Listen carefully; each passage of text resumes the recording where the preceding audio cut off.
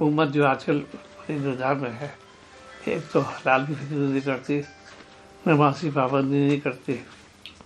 دیانتداری نہیں اختیار کرتی، معاملات صفائی نہیں کرتی، اس لیے اللہ کا عذاب آ رہا ہے۔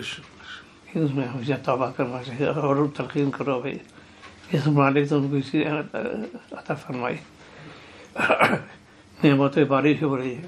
ہم نے کیا حق ادا کیا؟ جتنے بھی لوگ ہیں اسے وہ نماز کا اہتمام، تلاوت کا معاملات صاف رکھے، بالکل قسم کا پورا ہو جائے معلوم میں، جہاں تک ہو سکے اپنے آپ کو گناہوں سے بچاؤ، بس یہ نصیحت ہے۔ آج کل طبیعت ہے جو چیز اللہ تعالیٰ صحت بھی اللہ تعالیٰ نے دی، اللہ تعالیٰ نے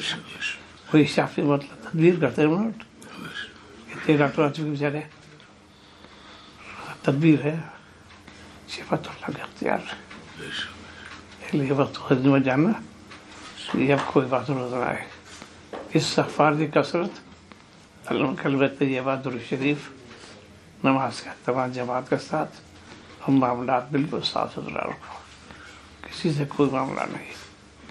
بس ہم تعلق اللہ سے بڑا ہوگے انشاءاللہ کامیاب ہوتا ہوں۔